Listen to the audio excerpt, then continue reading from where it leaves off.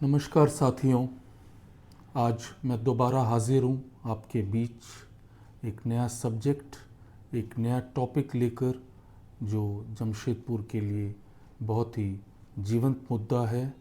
और आज के चर्चा का विषय है जमशेदपुर में शिक्षा स्तर और इसे बेहतर कैसे बनाया जा सकता है। साथियों, हमारे वेदों में अष्टलक्ष्मी की चर्चा की गई है। आदि लक्ष्मी, धन लक्ष्मी, धान्य लक्ष्मी, विद्या लक्ष्मी, धैर्य लक्ष्मी, संतान लक्ष्मी, विजयी लक्ष्मी और राज लक्ष्मी।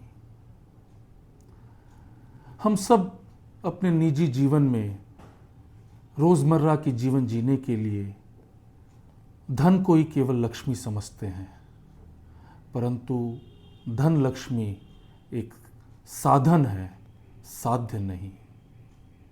ये तो आने जाने वाली चीज है।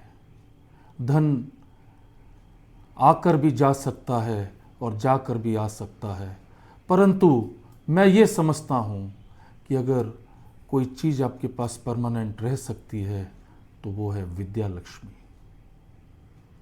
और इसीलिए आज का सब्जेक्ट भी हमने जमशेदपुर के शिक्षा पर चयन किया है। साथियों, एक दिन मैं एक इंटरव्यू सुन रहा था और उस इंटरव्यू को जावेद अख्तर जी ले रहे थे, चूँकि पुरुषोत्तम दास अग्रवाल जो एक बहुत रिनाउंड राइटर हैं, जेएनयू के प्रोफेसर रहे हैं, यूनियन पब्लिक सर्विस कमीशन के मेंबर रहे हैं, उन्होंने एक किताब लिखी failures and success of Nehru.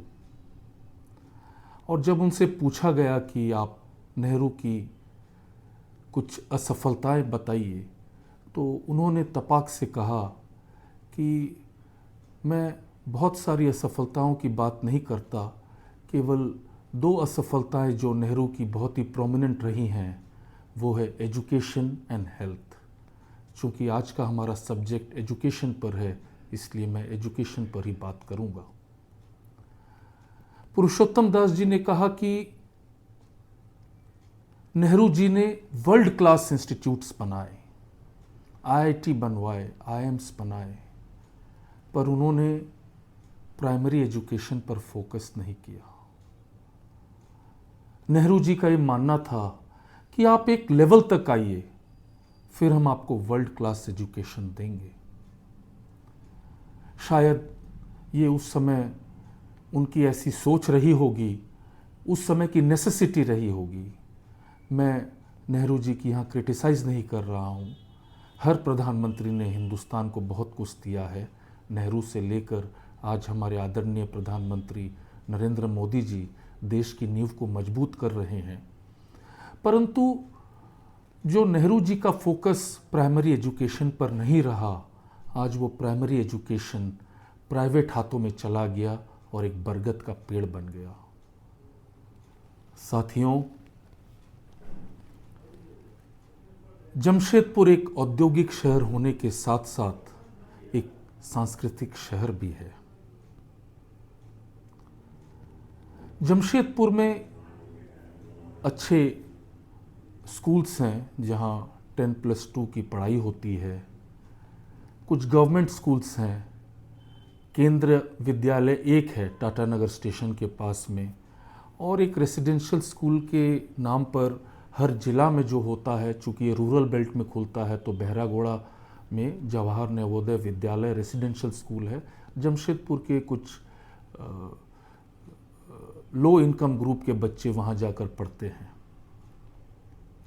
Colleges के नाम पर यहाँ जमशेदपुर कोऑपरेटिव कॉलेज है, जमशेदपुर वुमेंस कॉलेज है, the graduate school college for women है, और टॉप इंस्टीट्यूट्स में जमशेदपुर एग्लोमरेशन में एनआईटी आदितपुर में है, एमजीएम मेडिकल कॉलेज है और एक्सएलआरआई कॉलेज फॉर मैनेजमेंट है।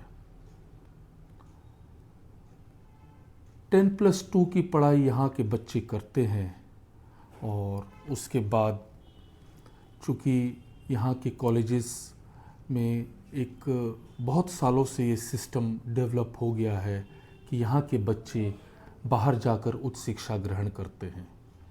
चूँकि NIT, Jamshedpur MGM medical college और एक्सएलआरआई यहाँ होने के बावजूद बहुत ही लिमिटेड सीट्स होते हैं और हर किसी विद्यार्थी का वहाँ पे एडमिशन कराना उतना आसान नहीं होता है।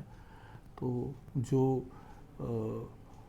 आर्ट्स के बच्चे हैं, कॉमर्स के बच्चे हैं और जो साइंस में भी बहुत सारी स्ट्रीम्स होती हैं, बायोटेक्नोलॉजी होती है और तरह तरह के और भी सब्जेक्ट्स होते हैं, उनकी पढ़ाई करने के लिए यहाँ के बच्चे जमशेदपुर के बाहर जाते हैं। पहले मैं यहाँ के स्कूल के बच्चों की बात करूँगा कि ये सोचने समझने की आवश्यकता है कि जो जमशेदपुर में स्कूल्स हैं, 10+2 तक के जो बच्चे यहाँ पढ़ते हैं, क्या इनका टीचर स्टूडेंट रेशियो सही है?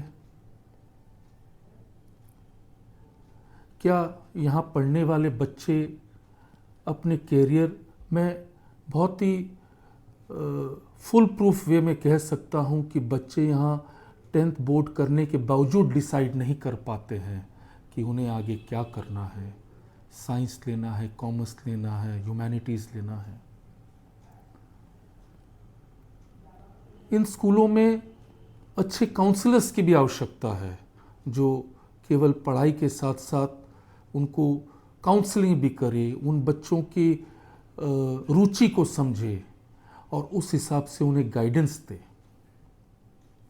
केवल स्कूल में पढ़ाने से केवल काम नहीं होता है। ओवरऑल डेवलपमेंट ऑफ स्टूडेंट का ध्यान देना चाहिए। दूसरी जो यहाँ मैं बात करना चाहूँगा कि यहाँ के जो बच्चे, छोटे छोटे बच्चे स्कूल में जाते हैं, 7 बजे जाते हैं, दोपहर 2 बजे लौट कर आते हैं, ऐसी क्या आवश्यकता आन पड़ती है कि उन्हें ट्यूशन्स लेना पड़ता है? क्या स्कूल की पढ़ाई पर्याप्त नहीं एक बच्चे के लिए?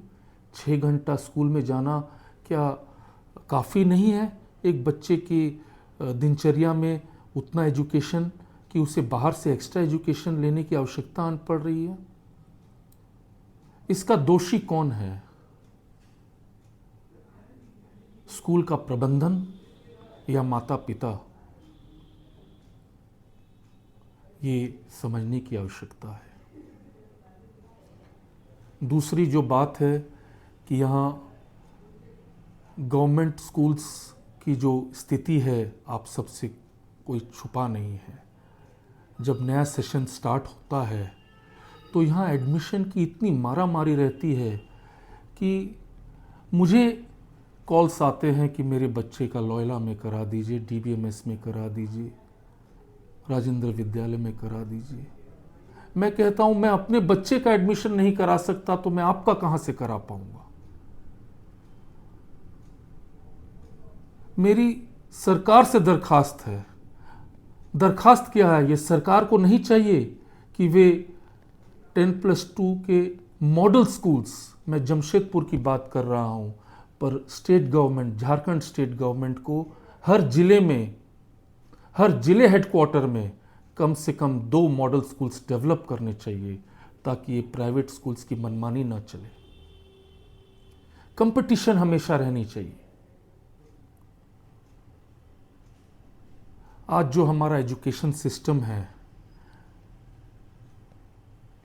अगर सही मायने में इसकी कोई जिम्मेदार है तो वो लॉर्ड मैकॉले हैं।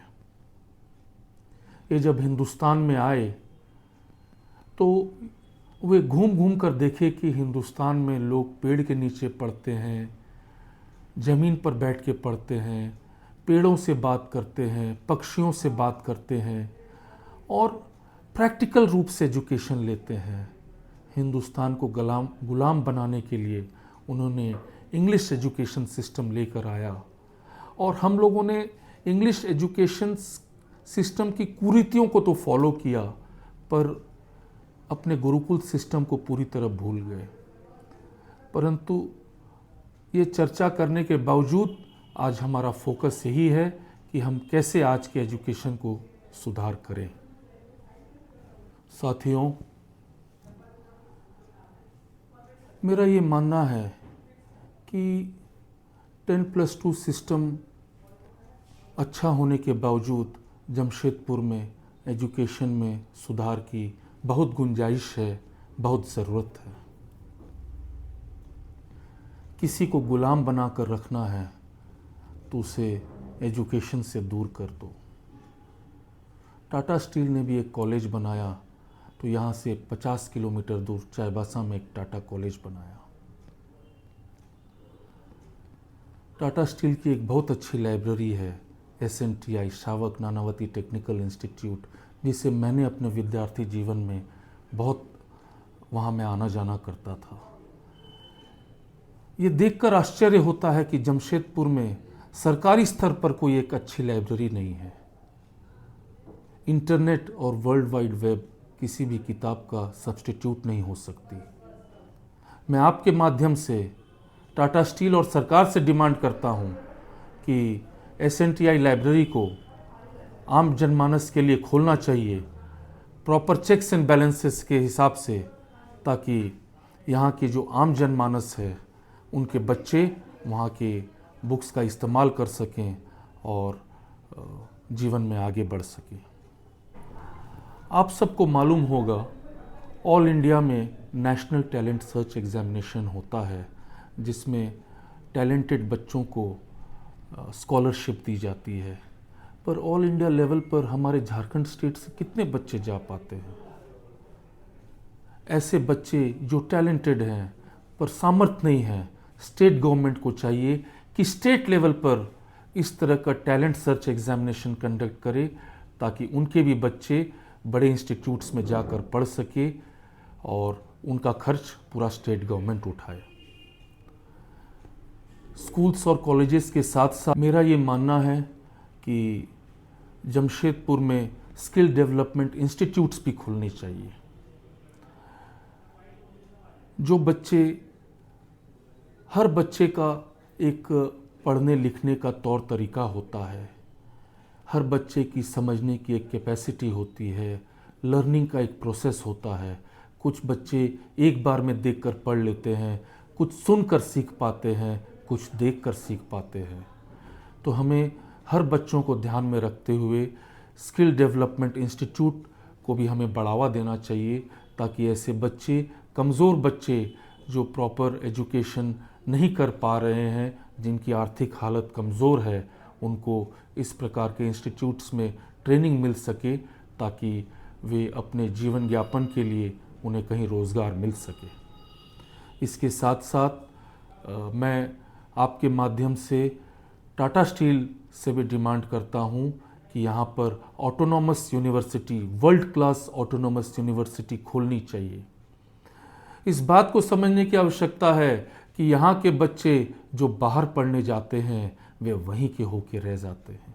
90% बच्चे वापस जमशेदपुर लौट कर नहीं आते, और इसके कारण जो व्यापार में जो व्यापारी वर्ग है उनको भी अपने ह्यूमन रिसोर्सेज के लिए काफ़ी मुश्किलों का सामना करना पड़ता है।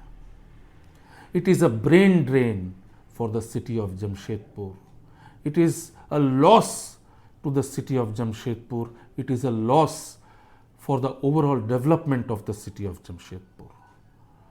आपके माध्यम से मैं सरकार से, टाटा स्टील से पुनः मांग करता हूं कि यहाँ ह्यूमन रिसोर्स डेवलपमेंट के लिए प्रॉपर इंफ्रास्ट्रक्चर डेवलप होनी चाहिए।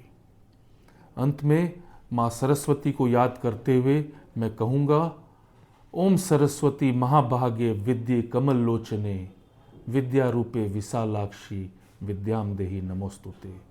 दोस्तों, आप मेरे YouTube चैनल से जुड़ते रहिए और इसी प्रकार हम आपसे रूबरू होते रहेंगे, और अगली बार फिर मिलेंगे एक जीवंत मुद्दे के साथ, इंटरेक्टिव सेशन के साथ। जय हिंद।